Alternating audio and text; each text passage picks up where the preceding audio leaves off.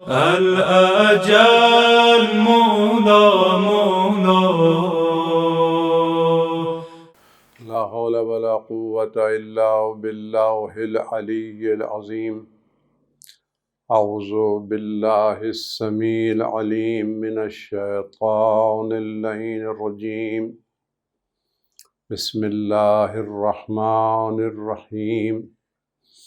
الحمد لله رب العالمين بارئ الخلائق أجمعين باعث الأنبياء والمرسلين والصلاة والسلام والتحية والإكرام على البشير النذير السراج المنير الطهر الطاهر الدر الفاخر العلم الظاهر المنصور المؤيد الرسول المسدد سيدنا ونبينا أبي القاسم محمد وعلى آله الطيبين الطاهرين المعصومين المظلومين الذين أذهب الله عنهم الرجس وطهرهم تطهيرا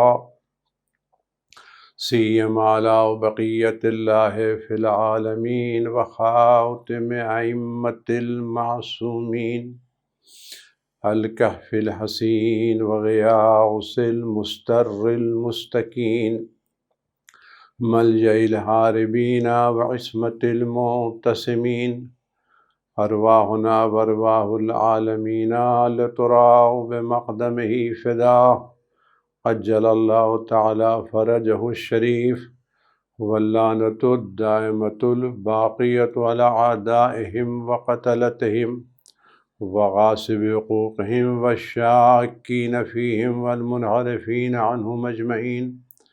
أما بعد فقد قال رسول الله صلى الله عليه وآله وسلم إنما بعثت لأتمم مكارم الأخلاق. صلوات بجبر محمد اور آل محمد. عزیزان گرامی، گفتگو تھی اس بات کے تعلق سے کہ دین اسلام کا ایک اہم جز اخلاقیات ہے، اور اس اخلاق کا درجہ بہت زیادہ بلند ہے۔ اس کی بنیاد پر میدان قیامت میں ہمارے اعمال کا وزن بڑھے گا، ہماری گناہیں معاف ہوں گی، اور ہمیں روزے داروں کا اور شب زندہ داروں کا ثواب ملے گا، بلکہ اس سے زیادہ آگے بڑھ کے ہم کو اللہ کی راہ میں جہاد کرنے والوں کا ثواب ملے گا۔ اسی کے ساتھ ساتھ یہ بھی عرض کیا تھا کہ ان اخلاق کا فائدہ صرف قیامت میں نہیں ہوگا، بلکہ دنیا میں بھی اخلاقیات کا فائدہ ہوگا۔ حسن اخلاق، اچھا برتاؤ، یہ دنیا میں بھی اثر رکھتا ہے۔ آج کے زمانے میں جب رزق کی تنگی ہے، پریشانیاں ہیں، تو اس روایت ملتا ہے کہ اخلاق میں رزق کے خزانے ہیں، کنوز الارزاق۔ حسن اخلاق میں رزق کے خزانے پوشیدہ ہیں، یعنی وہ شخص جس کا اخلاق اچھا ہوگا، جس کا بیہیویئر اچھا ہوگا، جس کے لین دین اچھی ہوگی، اس کے رزق میں بھی اضافہ ہوگا۔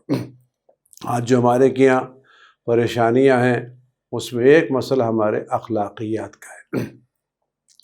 آج واقعاً ہماری سوسائٹی میں جو مسئلہ ہے وہ اخلاقیات کا، اس لیے کہ ہمارے کے یہاں تربیت کا موضوع تقریباً ختم ہو چکا ہے، نہ اسکولوں میں ہے، نہ کالجوں میں ہے، نہ گھروں میں ہے، اور جو کچھ رہی سہی کسر تھی وہ سوشل میڈیا نے، پرنٹ میڈیا نے، الیکٹرانک میڈیا نے اور بقیہ چیزوں نے ختم کر کے رکھ دی ہے۔ آج کہیں بھی اخلاقی گفتگو نہیں ہے، زبانیں خراب ہیں، لہجے خراب ہیں، انداز خراب ہیں۔ ایسے ماحول میں ہماری ذمہ داریاں بڑھ جاتی ہیں، ہم کس طرح سے اپنے آپ کو کنٹرول میں رکھیں۔ لیکن اسی کے ساتھ ساتھ یہ بات بھی اپنی جگہ پر طے ہے کہ شکل و صورت کا بدل لینا، پلاسٹک سرجری کرا لینا یہ آسان کام ہے، لیکن اپنی عادتوں کو بدلنا، اپنے بیہیویئر کو بدلنا، اپنے انداز کو بدلنا یہ آسان کام نہیں ہے۔ اس میں بڑی محنتیں کرنا پڑتی ہیں، بڑی مشقتیں کرنا پڑتی ہیں۔ یہ ایک دن کا کام نہیں ہے کہ ہم صبح اٹھے تو بس زبان تھے اور شام ہوتے ہوتے ہمارا لہجہ بدل گیا، ہمارا انداز بدل گیا اور ہم خوش زبان ہو گئے۔ کل ہم غصور تھے، ایک دن میں ہم بالکل حلیم ہو گئے اور غصہ پینے کے عادی ہو گئے۔ یہ کام ایک دن میں ہونے والا نہیں ہے، اس کے لیے محنتیں چاہیے، مشقتیں چاہیے، مسلسل درجات چاہیے۔ لیکن جو شخص اس میں محنتیں کرے گا اس کو ثواب بھی مجاہد فی سبیل اللہ کا ملے گا، درجات اس کے بلند ہوں گے، خدا کے نزدیک وہ ہوگا، اہل بیت سے قریب ہوگا، رسول خدا صلی اللہ علیہ وسلم سے قریب ہوگا۔ اس میں بہت زیادہ جو چیز ضروری ہے وہ چند چیزیں ضروری ہیں جس کی بنا پر ہم اپنے اخلاق کو، اپنے کردار کو، اپنی عادتوں کو بدل سکتے ہیں۔ یہ چیز محال نہیں ہے۔ اگر عادتوں کو بدلنا، انداز کے بدلنا محال ہوتا تو خدا بند عالم کبھی بھی انبیاء علیہ السلام کو اصلاح اخلاق کے لیے نہ بھیجتا، اور پیغمبر اکرم صلی اللہ علیہ وسلم یہ نہ فرماتے میں اس لیے بھیجا گیا ہوں تاکہ مکارم اخلاق کو اس کی کمال کی منزلوں تک پہنچا سکوں۔ انبیاء کا آنا اور ان کا لوگوں سے بات کرنا یہ اس بات کی دلیل ہے کہ انسان میں اللہ نے وہ صلاحیت رکھی ہے کہ اپنے کو جیسا بنانا چاہے بنا سکتا ہے۔ یہ انسان اپنے حسن اخلاق کی بنیاد پر، اپنے کردار کی بنیاد پر، اپنے عقائد کی بنیاد پر اپنے کو ملک سے بھی بلند ترین درجے پر پہنچا سکتا ہے۔ اور اگر یہ انسان کوتاہی کرنے کے لیے آئے، نظر انداز کرنے کے لیے آئے، اپنا خیال نہ رکھے تو انسان جانوروں سے بھی پستر ہو سکتا ہے۔ ہم اپنی شکل و صورت نہیں بدل سکتے، رنگت نہیں بدل سکتے، خاندان و نسل نہیں بدل سکتے، لیکن ہم اپنے اختیار سے اپنے اخلاق کو بدل سکتے ہیں، اپنے کردار کو بدل سکتے ہیں۔ اس میں جو چیز ضروری ہے وہ سب سے پہلے ضروری ہے ہمارا ارادہ، نیت۔ پہلے ہم چاہیں کہ ہم بدلنا چاہتے ہیں، ہمیں یہ احساس ہونا چاہیے کہ ہم تبدیلی کرنا چاہتے ہیں، اور یہ بھی ضروری ہے ہم کو یہ احساس ہو کہ ہم اخلاقی اعتبار سے مکمل نہیں ہیں۔ وہ شخص جس کو اپنے مریض ہونے کا احساس نہیں ہے، جس کو یہ احساس ہی نہیں ہے کہ وہ مریض ہے، تو وہ علاج کیا کرے گا؟ احساس ہونا چاہیے مریض ہے۔ جب انسان کو اپنے مریض ہونے کا، بیمار ہونے کا احساس ہوگا تو انسان علاج کرے گا۔ یہ علاج مسلسل ہونا چاہیے اور اس وقت تک ہونا چاہیے جب تک مرض پوری طرح سے دور نہ ہو جائے۔ تو پہلے مرض کا احساس، پھر ارادہ، پھر دوائیں، اور ان دواؤں کے لیے ماہرین کا رجوع کرنا۔ کبھی کبھی احساس مرض تو ہوتا ہے، ارادہ تو کیا جاتا ہے، لیکن ہم خود اپنی دوائیں کرنے لگتے ہیں، خود تشخیص مرض کرنے لگتے ہیں، تو اس صورت میں کبھی کبھی تو ٹھیک بھی ہو جاتے ہیں اور کبھی کبھی مرض اور زیادہ بڑھ جاتا ہے اور زیادہ خراب ہو جاتا ہے۔ اس لیے ضروری ہے کہ مرض کی تشخیص کے ساتھ ساتھ ہم کسی ماہر طبیب کی طرف، حکیم کی طرف رجوع کریں، اور وہ جو نسخہ ہم کو تجویز کرے، جو دوائیں بتائے، ان دواؤں پر پابندی سے عمل کریں اور اس وقت تک عمل کرتے رہیں جب تک طبیب نے ہم کو دوا استعمال کرنے کا حکم دیا ہے اور صلاح دی ہے۔ یہی صورتحال یہاں بھی ہے۔ ہمیں سب سے پہلے یہ احساس ہونا چاہیے کہ ہمارا اخلاق ٹھیک نہیں ہے، ہماری زبان صحیح نہیں ہے، ہمارا لہجہ درست نہیں ہے۔ لیکن اگر ہم اپنی ہی زبان کو بہترین زبان سمجھتے ہیں، اپنے ہی انداز کو بہترین انداز سمجھتے ہیں، اپنے ہی کو سب سے اچھا سمجھتے ہیں، تو ہم کبھی بھی اپنی اصلاح کی کوشش نہیں کریں گے۔ ہمیں احساس ہونا چاہیے۔ اس کے لیے طبیب چاہیے، طبیب کی ہدایتیں چاہیے۔ خدا کا لاکھ لاکھ شکر ہے، اللہ کا لاکھ لاکھ احسان ہے کہ اس نے ہمیں 14 طبیب دیے ہیں، مہربان، رحیم، حد سے زیادہ ہم پر رحم کرنے والے، ہم کو ہم سے زیادہ چاہنے والے، ہمارا خیال ہم سے زیادہ رکھنے والے۔ اللہ نے 14 طبیب ہم کو دیے ہیں۔ اگر ہم ان طبیبوں کی رجوع کریں تو ہم اعلیٰ درجے پر پہنچ سکتے ہیں۔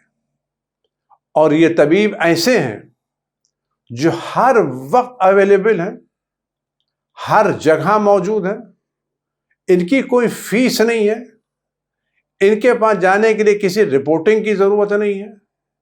یہ 14 طبیب ہمارے دل سے قریب ہیں، ہمارے ذہنوں سے قریب ہیں، ہماری باتوں سے قریب ہیں۔ یہ طبیب ہمارے 14 معصوم رہبر ہیں۔ ان سے بڑا کوئی معلم اخلاق نہیں ہے۔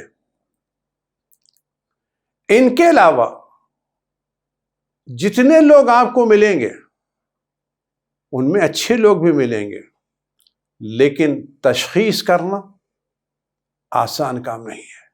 اس کے علاوہ جتنے بھی ملیں ان کے اختیارات، ان کے وسائل نہایت درجہ محدود ہیں۔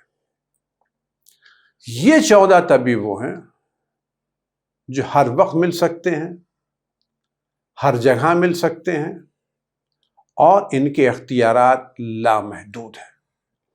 یہ ہمارے ذہن پر، ہماری فکر پر، ہمارے قلب و نظر پر باقاعدہ اختیار رکھتے ہیں۔ یہ ایک ارادے سے انسان کو بدل سکتے ہیں، تبدیلی لا سکتے ہیں، 360 درجے کی تبدیلی لا سکتے ہیں، بالکل پتھر کو ہیرے میں تبدیل کر سکتے ہیں۔ یہ حضرات اللہ کے نمائندے ہیں، طبیب نفوس ہیں، تزکیہ نفس کرتے ہیں اور قدرت رکھتے ہیں۔ تاریخ میں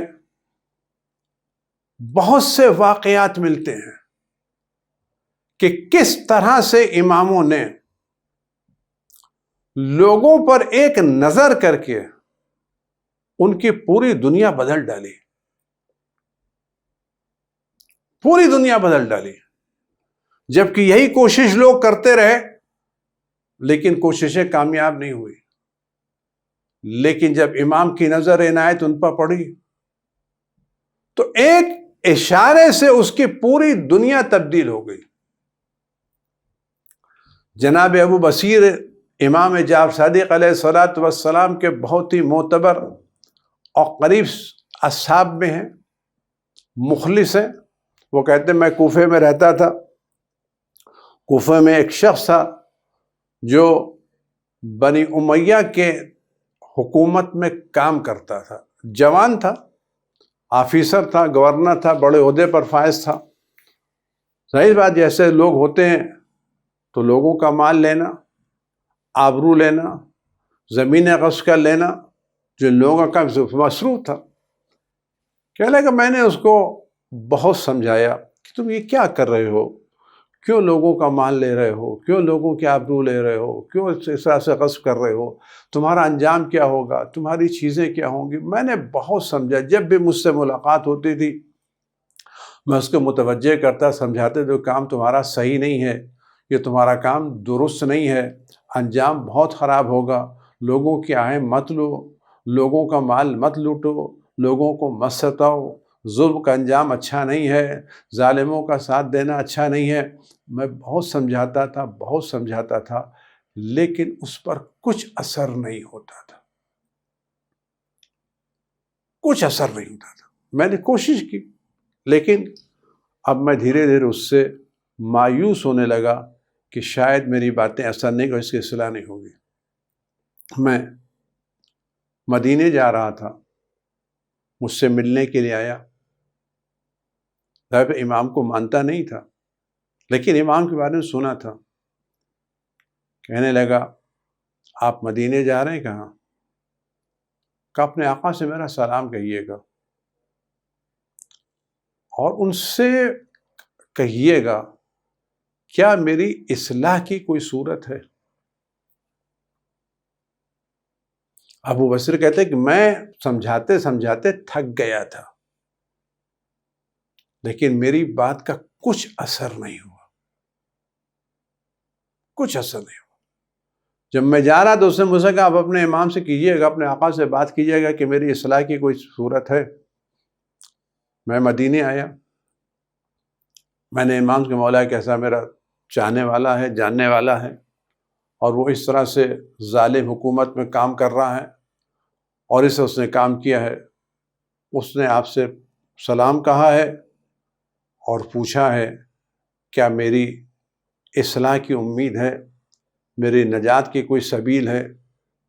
تو امام نے اسے سلام کہنا اور اس سے کہنا اگر تم گناہیں چھوڑ دو تو میں تمہاری نجات کی ضمانت لیتا ہوں۔ میرا سلام کہنا اور کہنا اگر تم گناہیں چھوڑ دو تو میں تمہاری نجات کی ضمانت لیتا ہوں۔ جناب ابو بصیر کہتے ہیں کہ میں مدینے سے واپس آیا، کوفے آیا، سب لوگ ملنے کے لیے آئے، وہ جوان بھی مجھ سے ملنے کے لیے آیا، سب لوگ ملنے کے لیے، وہ جوان بھی مجھ سے کیا لے رہا۔ جب وہ جانے لگا تو میں نے کہا رکو، مجھے تم سے کچھ کام ہے، اکیلے میں کچھ کام ہے۔ رک گیا وہ۔ جب وہ سب لوگ چلے گئے تو میں نے کہا کہ آپ نے میرا تذکرہ اپنے آقا سے کیا تھا؟ کہاں کیا تھا؟ کہا کیا ہوا؟ کہ انہوں نے تمہیں سلام کہا ہے۔ کہ انہوں نے مجھے سلام کہا ہے؟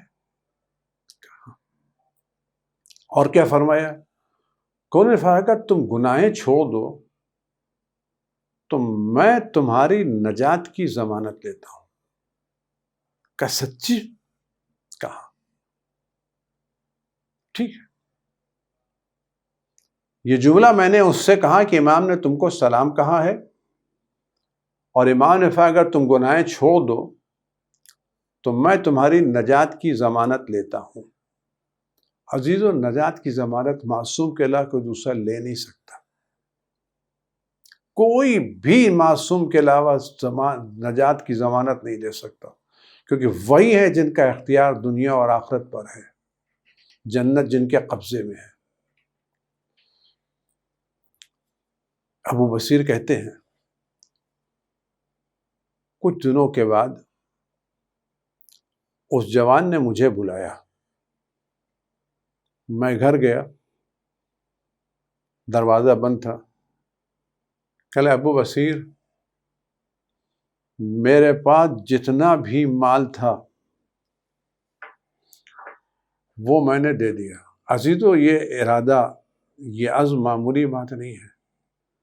ایک آدمی نعمتوں میں، آسائشوں میں ڈوبا ہوا ہو، بہترین گھر ہو، عمدہ سواری ہو، نوکر چاکر ہو، بہترین لباس ہو، ضرورت کی ساری چیزیں فراہم ہوں اور ایک لگژری زندگی بسر کر رہا ہو، ہر طرح کی آسائشیں، ہر طرح کی چیزیں اس کے پاس موجود ہوں۔ اس نے کہا کہ ابو بصیر، جتنا مال میرے پاس تھا، جن کا نام مجھے معلوم تھا، میں نے وہ سارا مال ان کو واپس کر دیا۔ جتنا مال میرے پاس تھا، جس کے بارے میں مجھے علم تھا کہ فلاں کا ہے، فلاں کا ہے، فلاں، میں نے سارے مال صاحبان اموال کو واپس کر دیے، اور جن کے بارے میں مجھے نہیں معلوم تھا وہ میں نے ان کی طرف سے خدا کی راہ میں خیرات کر دیے، غریبوں کو بانٹ دیے۔ یہ طریقہ ہے۔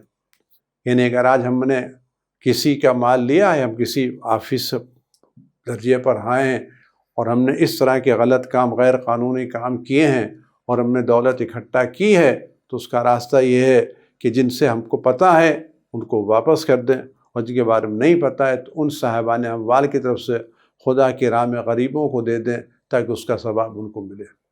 کہ ابو بصیر، جو اموال مجھے معلوم تھے کس کے ہیں، میں نے وہ سب ان کو واپس کر دیے، اور جن کے بارے میں نہیں معلوم تھا خدا کی راہ میں خرچ کر دیے۔ اب میرے پاس گھر میں کچھ نہیں ہے۔ ایسا لگ رہا تھا مجھے کہ اس کے بدن پر پورے لباس بھی نہیں ہے۔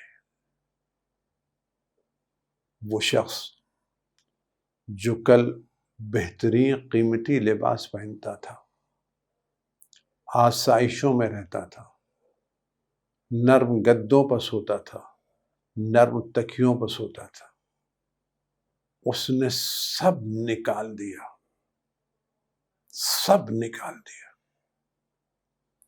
ابو بصیر کہتے مجھے احساس ہوا کہ اس کے بدن پر شاید پورے لباس بھی نہیں ہے۔ میں نے اپنے دوستوں سے مدد مانگی، اس کو لباس لا کے دیا، اس کے کھانے پینے کی چیزیں اس کو لا کے دی، اس کی ضروریات کا سامان فراہم کیا، اور دھیرے دھیرے وہ احساس توبہ میں مریض ہونے لگا۔ عزیزو دوستو، یہ جو تبدیلی آئی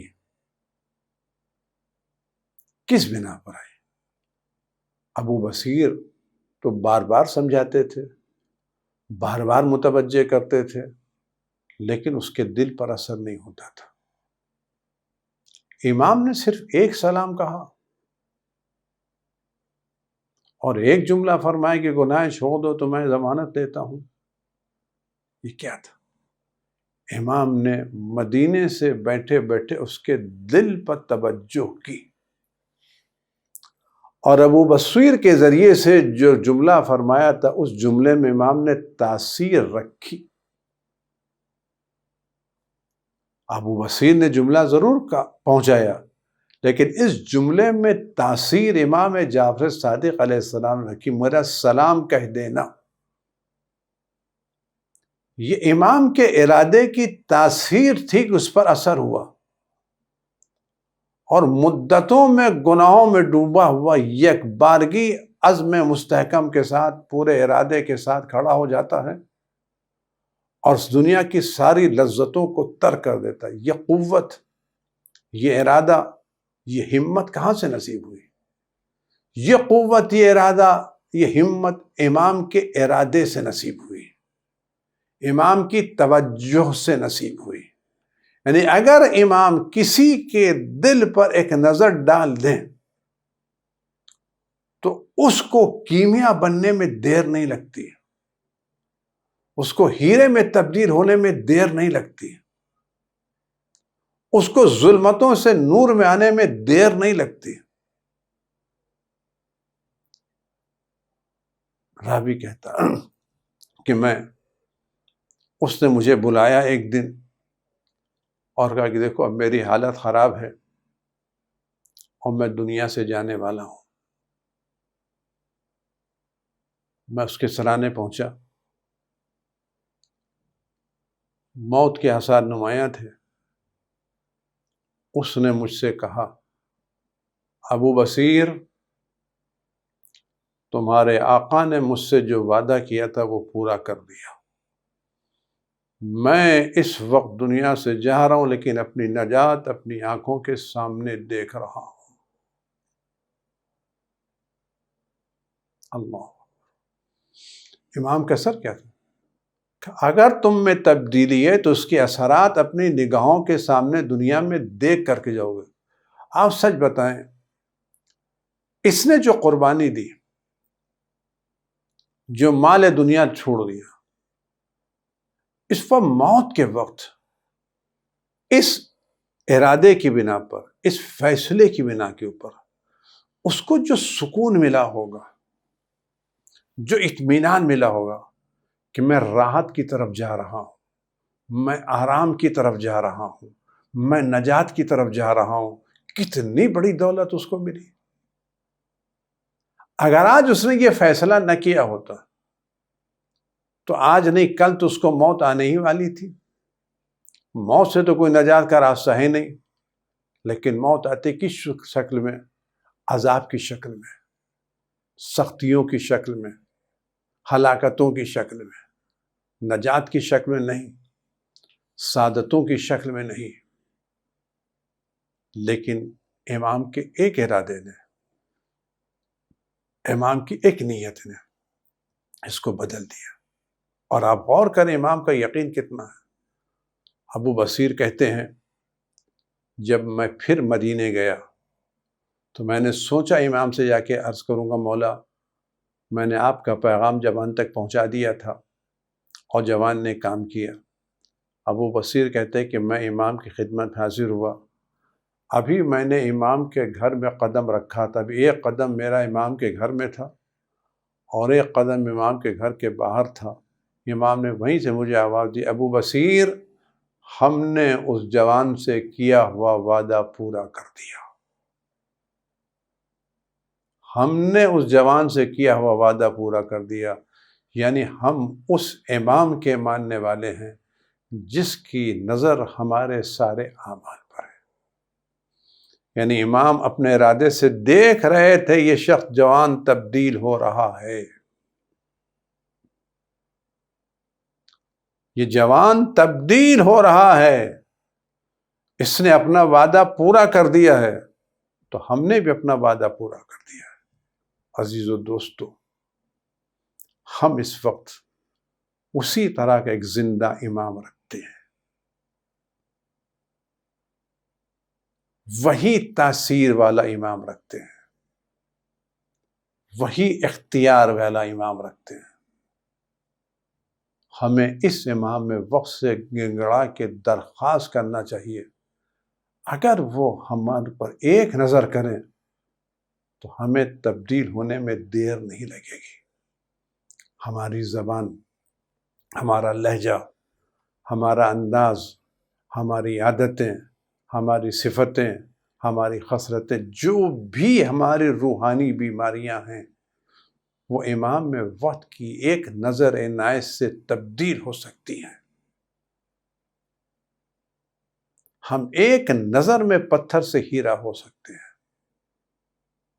اور یہ اللہ کا احسان ہے کہ اس پوری دنیا میں، اس پوری کائنات میں ایک اکیلے ہم وہ ہیں جو زندہ معصوم امام رکھتے ہیں، مہربان، رؤوف، صاحب اختیار امام رکھتے ہیں۔ ایک ارادہ، اور ایسی مثالیں آپ کو بہت ملے گی جہاں امام نے اپنے ارادوں سے لوگوں کو بدل دیا ہے۔ آج بھی یہ سارے اختیارات 14 معصومین کے پاس موجود ہیں، وہ بھی معصوم جو دنیا سے شہید ہو کے جا چکے ہیں۔ آج بھی امام جعفر صادق علیہ السلام میں وہی تاثیر ہے، وہی اثر ہے۔ ان کی شہادت اس اثر کے راہ میں رکاوٹ نہیں ہے۔ اس کے علاوہ ہم زندہ امام رکھتے ہیں جو ہمارے حق میں والدین سے زیادہ مہربان ہے۔ تو ہمارے پاس تو طبیب موجود ہے نا، دوائیں بھی موجود ہیں، اثر بھی موجود ہے۔ ہمیں توجہ کرنے کی ضرورت ہے، ہمیں توسل کرنے کی ضرورت ہے۔ ایک واقعہ اور نقل کو آپ دیکھیں کہ کیسے کیسے لوگ بدل جاتے ہیں۔ امام کا ایک جملہ پوری زندگی کو تبدیل کر دیتا ہے۔ امام موسیٰ بن جعفر علیہ السلام جا رہے ہیں، راستے میں گھر پڑتا ہے، گھر سے ناچنے گانے کی آوازیں آ رہی ہیں، موسیقی بج رہی ہے، طرح طرح کی آوازیں آ رہی ہیں۔ ایک کنیز گھر سے نکلتی ہے کوڑا پھینکنے کے لیے۔ ویسے گھروں میں مادی کوڑے بھی تھے، معنوی کوڑے بھی تھے۔ کنیز کوڑا پھینکنے باہر نکلتی ہے، امام نے کنیز سے پہنچتی ہے۔ امام پوچھتے ہیں یہ گھر کس کا ہے؟ آزاد کا ہے یا غلام کا ہے؟ کنیز کہتی یہ گھر آزاد کا ہے، غلام کا نہیں ہے۔ امام فرماتے ہاں یہ آزاد ہے، بندہ خدا نہیں ہے۔ آزاد کا گھر لگتا ہے، اگر آزاد نہ ہوتا تو اس طرح سے گانے بجانے کے آواز نہ آتی۔ امام کس کا گھر ہے؟ غلام کا یا آزاد کا؟ آزاد کا لگتا ہے یہ آزاد ہے۔ یہ جملہ کہہ کے امام آگے بڑھ گئے۔ کنیز جب کوڑا پھینک کر کے واپس آئی تو مالک نے پوچھا تم کو دیر کیوں لگی؟ کہا کہ جب میں کوڑا پھینک رہی تھی تو ایک شخص وہاں سے گزر رہا تھا، تو اس نے کیا پوچھا تم سے؟ کہا اس نے مجھ سے یہ پوچھا یہ گھر کس کا ہے، آزاد کا ہے یا غلام کا ہے؟ کہ تم نے کیا جواب دیا؟ کہ میں نے یہ گھر آزاد کا ہے۔ کہ انہوں نے کیا جواب دیا؟ ان کا لگتا ہے یہ آزاد کا گھر ہے، اگر آزاد نہ ہوتا تو کہ یہ جملہ کہا ہے انہوں نے۔ کہاں گیا وہ شخص؟ کہ وہ جا رہے سامنے۔ یہ شخص وہاں بیٹھا، اسی اٹھا اور اتنی جلدی میں نکلا کہ اس نے چپل بھی نہیں پہنی، ننگے پیر دوڑتا ہوا چلا گیا۔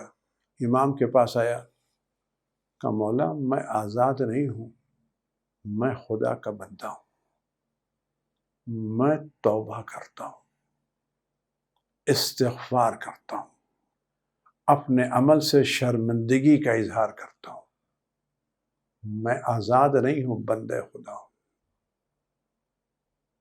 کہتا اس شخص نے زندگی بھر چپل نہیں پہنی، ننگے پیر رہا، اس کا نام بشر حافی ہے۔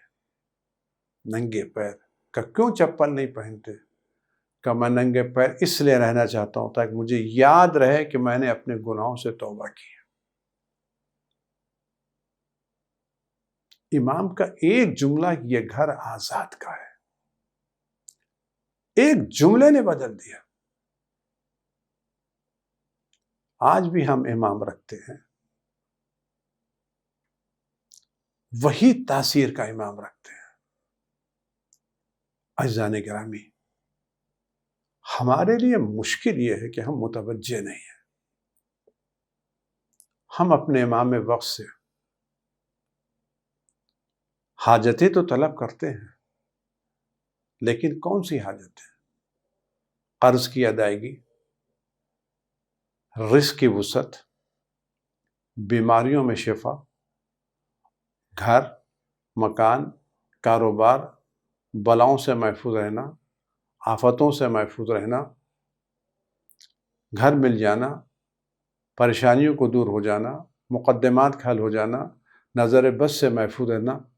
ہم یہ ساری دعائیں تو امام سے مانگتے ہیں، اور امام دیتے بھی ہیں، یقیناً دیتے ہیں، یقیناً دیتے ہیں۔ لیکن کبھی ہم نے امام سے اپنے دل کی اصلاح کی کوشش کی؟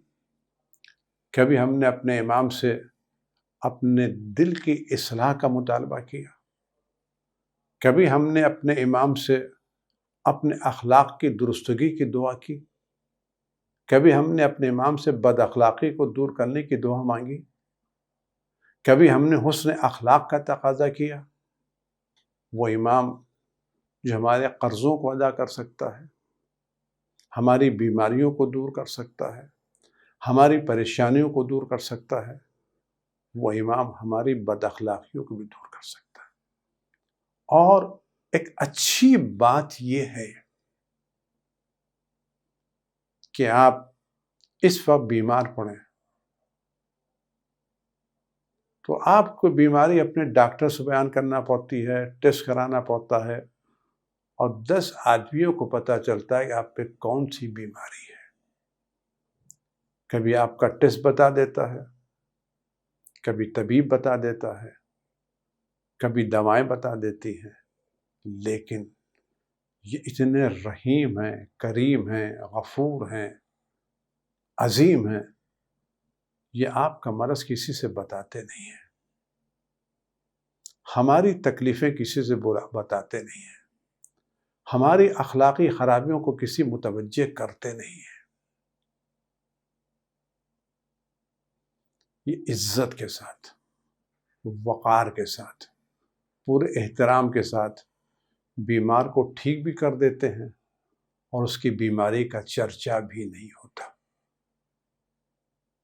ایسے رحیم، ایسے کریم امام کے ہوتے ہوئے کہ ہماری فرض ذمہ داری نہیں بنتی کہ ہم کبھی ان کے ساتھ جا کر کے پاس بیٹھ کر کے، جانے کی ضرورت نہیں ہے، گھر میں بیٹھے رہیں، مصلی پر بیٹھے رہیں، کسی وقت بھی متوجہ ہوں، ایک سلام کریں،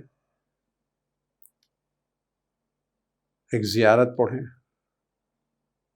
اور کہیں مولا ہم آپ کے پاس آئے ہیں، ہمارے دل پر، ہمارے قلب و نظر پر، ہماری فکر پر آپ کی نظر ہم سے زیادہ ہے۔ پرانے زمانے میں جو طبیب ہوتے تھے ان سے مریض اپنا حال نہیں بیان کرتے تھے، وہ مریض کی نبض پکڑتے تھے اور اس میں پیدا ہونے والی موجودہ ساری بیماریوں کو بیان کر دیتے تھے۔ طبیب حاذق ہوتے تھے، ماہر ہوتے تھے، حال نس پر ہاتھ رکھتے تھے اور ساری بیماریاں بیان کر دیتے تھے، لیکن ہمارے امام وہ طبیب نفوس ہیں، ان کو ہاتھ رکھنے کی ضرورت نہیں ہے، نس پکڑنے کی ضرورت نہیں ہے، ایک نگاہ کریں گے پتہ چل جائے گا ہم میں کیا کیا اخلاقی خرابیاں پائی جاتی ہیں۔ ایک توجہ کریں گے، لیکن کب؟ جب ہم ان کے پاس جائیں نا، ان سے فریاد کریں نا، ان سے درخواست کریں نا، اگر ہم متوجہ نہیں ہیں تو کوتاہی کس کی ہے؟ نقصان کس کا ہے؟ عزیزو، آج کے دور میں کتنے والدین ہیں جو اپنے بچوں کے بیہیویئر سے، ان کی زبان سے، ان کے اخلاق سے نالاں ہیں، ادھر شکایتیں کرتے ہیں، ادھر شکایتیں کرتے ہیں، رات میں آنسو بہاتے ہیں، آہیں نکلتی ہیں، نیند اڑ جاتی ہے، سکون رخصت ہو جاتا ہے۔ اولاد ایک ایسی چیز ہے،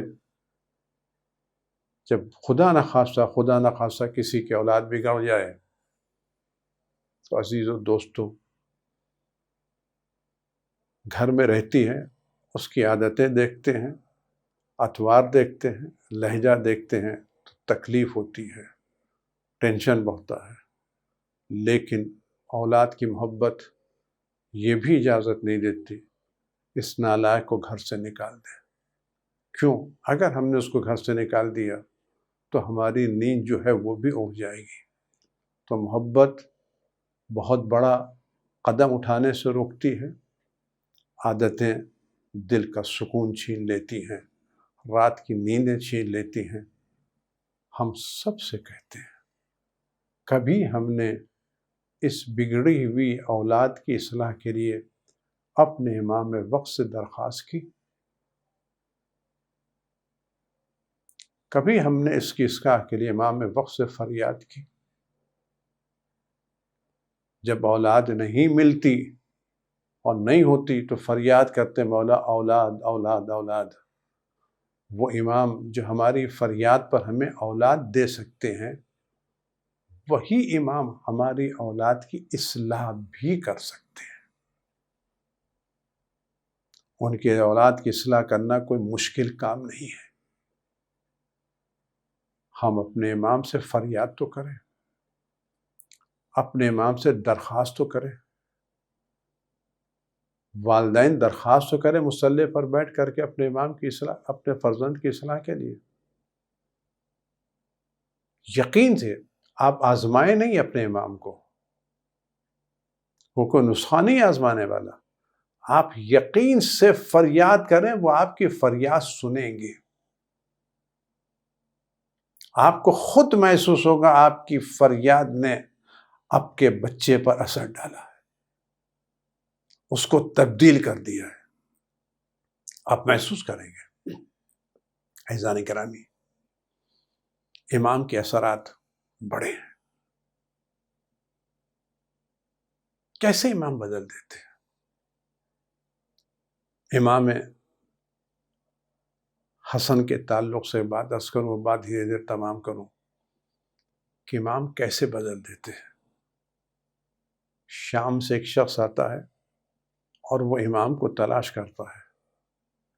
امام راستے میں ملتے ہیں، گھوڑے پر سوار ہے اور سب کے سامنے امام کی شان میں جسارتیں کرتا ہے، گستاخیاں کرتا ہے، بد زبانی کرتا ہے۔ ایک معصوم کو، ایک بے خطا کو، ایک بے عیب کو سر بازار تو رسوا کرتا ہے، توہین کرتا ہے، جسارت کرتا ہے۔ امام سب کا جواب دے سکتے تھے، لیکن امام کا کام جواب دینا نہیں ہے۔ امام کا کام بگڑے ہوئے لوگوں کی اصلاح کرنا ہے، بھٹکے ہوئوں کو راستہ دکھانا ہے، گمراہوں کو ہدایت کے راستے پر لانا ہے۔ لہذا یہ کام جواب سے نہیں چلے گا، جواب الجواب سے بات نہیں چلے گی، اینٹ کا جواب پتھر سے کام نہیں چلے گا۔ امام کا کام، امام کی ذمہ داری بدل دینا۔ جتنا غصہ بڑھتا چلا جاتا ہے، امام صبر سے کام لیتے ہیں، حلم سے کام لیتے ہیں۔ جب اپنی وہ بڑاس نکال چکتا ہے، پوری جسارت کر چکتا ہے، ساری توہینیں کر چکتا ہے، تو امام اس سے فرماتے ہیں تم اس شہر میں اجنبی معلوم ہوتے ہو، اس شہر کے رہنے والے تم نہیں ہو۔ اگر تمہارے پاس رہنے کی جگہ نہیں ہے تو میرے پاس مہمان خانہ ہے، چلو میرے مہمان ہو جاؤ۔ اگر تمہارے پاس کھانے کو نہیں ہے تو میں تمہیں کھانا دیتا ہوں۔ زیادہ سفر نہیں ہے تو زیادہ سفر فراہم کرتا ہوں، کچھ دن ہمارے مہمان رہو اور ہمارے ساتھ چلو۔ نہ معلوم امام نے کس نیت سے یہ جملے ادا کیے۔ تم اس شہر میں اجنبی ہو، تمہارے پاس مکان نہیں ہے، میرے کیا ٹھہر جاؤ، ہمارے کیا کھانا کھا لو، کچھ دن ہمارے مہمان رہو، زیادہ سفر نہیں ہے، میں تمہارے زیادہ سفر دے دیتا ہوں، سواری دوں گا، اپنے کیا چلے جاؤ۔ نتیجہ کیا نکلا؟ سواری سترا، قدموں پر گرا کا مولا، اب تک میں سب سے زیادہ آپ کو دشمن رکھتا تھا، لیکن آج اس وقت سے آپ سے زیادہ میری نظر میں کوئی محبوب نہیں ہے، میں سب سے زیادہ اب آپ کو چاہتا ہوں۔ اس کا کہنا کہ اللہ بہتر جانتا ہے اپنا عہدہ امامت و رسالت کہاں قرار دے۔ یہ امام کے لہجے کی تاثیر تھی۔ ایسے واقعات بہت ہیں، آپ تاریخیں پڑھیں، ہر امام کے پاس ایسے واقعات مل جائیں گے کہ جب لوگوں نے اصلاح کی درخواست کی ہے تو امام نے صرف ایک اشارہ کیا اور تبدیل ہو گئے۔ عزیز دوستوں، میں پھر عرض کر رہا ہوں، امام وقت رکھتے ہیں، حجت خدا رکھتے ہیں، امام زمان رکھتے ہیں، غیبت میں ضرور ہیں، غفلت میں نہیں ہیں، مہربان ہیں، رحیم ہیں، کریم ہیں، صاحب اختیار ہیں۔ کہیں جانے کی ضرورت نہیں ہے، وہ ہماری آواز سنتے ہیں، اور اتنی آواز سنتے ہیں عزیزوں، دوستوں، میرے بزرگوں، کہ ان سے کہنے کے لیے الفاظ کو زبان پر لانا ضروری نہیں ہے۔ ایک بزرگ نے کہا، میرے پاس گھر نہیں تھا، مجھے گھر سے نکلنا پڑا، میں نے نماز صبح کے بعد فریاد نہیں کی، خالی لبوں کو جنبش دی اور کہا، یا صاحب زمان، میں بے گھر ہوں۔ میں نے لبوں کو جنبش دی، جملہ یہ ہے، گھر کی بات، مولا میں مقروض ہوں، قرض بڑھ گیا ہے، میں آپ سے مدد چاہتا ہوں قرض کی ادائیگی کے لیے،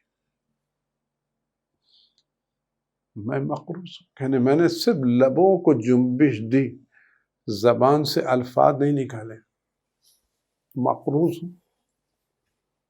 جنہوں نے قرض دیا ہے وہ مطالبہ کر رہے ہیں، میں آپ کے پیسے سے، آپ کے ذریعے سے قرض ادا کرنا چاہتا ہوں، میں نے صرف لبوں کو جنبش دی، الفاظ بھی نہیں نکالے۔ کچھ دنوں کے بعد ایک شخص میرے پاس آیا کہ یہ پیسے امام نے آپ کے لیے بھیجے ہیں۔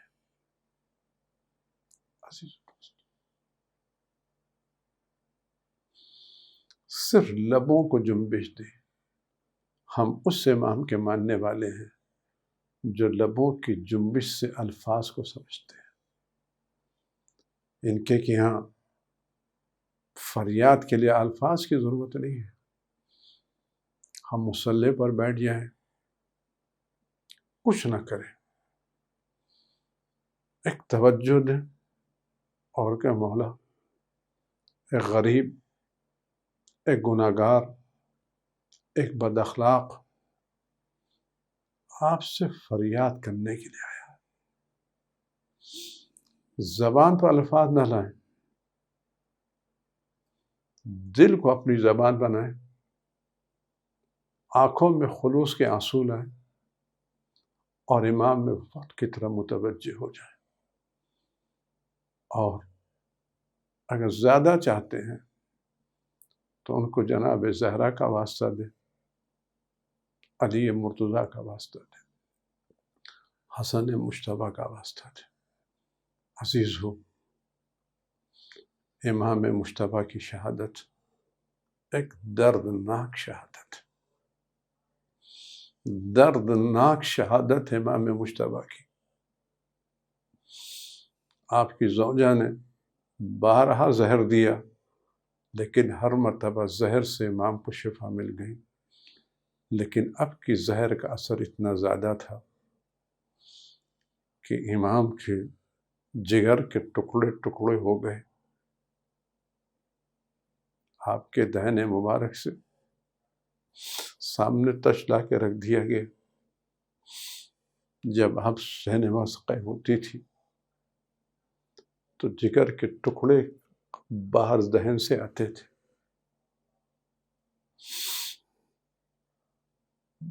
زینب، ام کلثوم، امام حسین کھڑے ہوئے ہیں اور یہ منظر دیکھ رہے ہیں کہ بھائی کی حالت بگڑ رہی ہے، جگر کے ٹکڑے کٹ کٹ کے تش میں گر رہے ہیں، تو دل پر کیا گزری ہوگی میں نہیں کہہ سکتا۔ امام حسین کی آنکھوں میں آنسو۔ پوچھا، بھائی تم کیوں رو رہے ہو؟ کہا، بھائی آپ کی حالت دیکھی نہیں جاتی، آپ کی پریشانی دیکھی نہیں جاتی۔ کہا، حسین تم میری مصیبت پر رو رہے ہو؟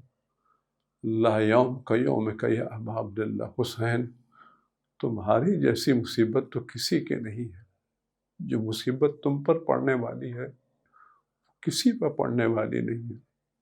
میرے ایک ٹکڑے گر رہے ہیں، تمہارے تو بدن پر کوئی جگہ بھی سلامت نہیں ہوگی جہاں پر تیر نہ لگا ہو، جہاں پر تلواریں نہ لگی۔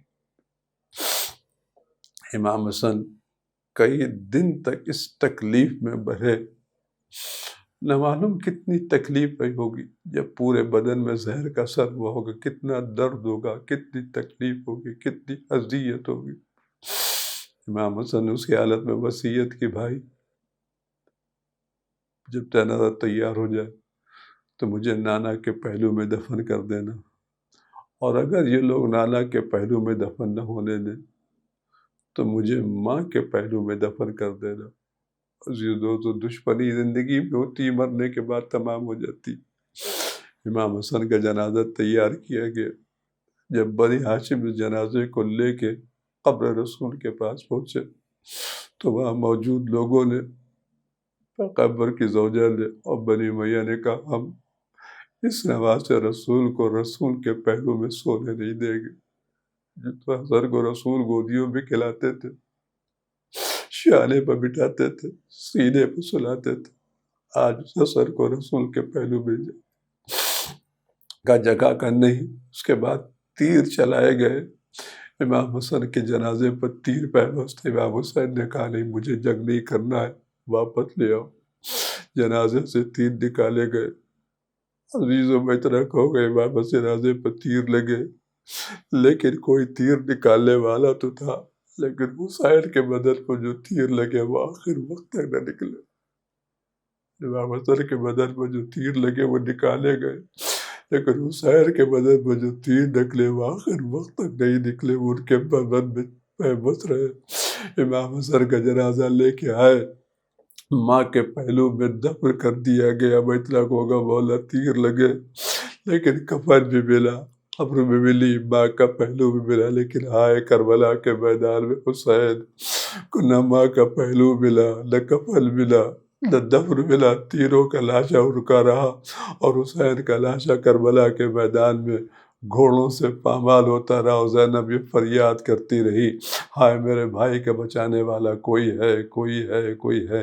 وَسَيَعْلَمُ الَّذِينَ ظَلَمُوا أَيَّ مُنقَلَبٍ يَنقَلِبُونَ وَسَلَامٌ عَلَى الْمُرْسَلِينَ وَالْحَمْدُ لِلَّهِ رَبِّ الْعَالَمِينَ۔ پروردگار امام زمانہ کے ظہور میں تعجیل فرما، ہر آفت و بلا سے ہمارے امام کی حفاظت فرما، کہ رنج و غم و علم کو ان کو وجود مقدس سے دور فرما۔ پروردگار اس بلا کو دور فرما، اس بلا سے تمام مومنین و مومنات نجات مرحمت فرما۔ جو بیمار ان کو شفائے کامل عاجل عنایت فرما، بقیہ جو لوگ محفوظ ہیں ان کو حق تک محفوظ فرما۔ پروردگار ہم لوگ کا انجام بخیر فرما۔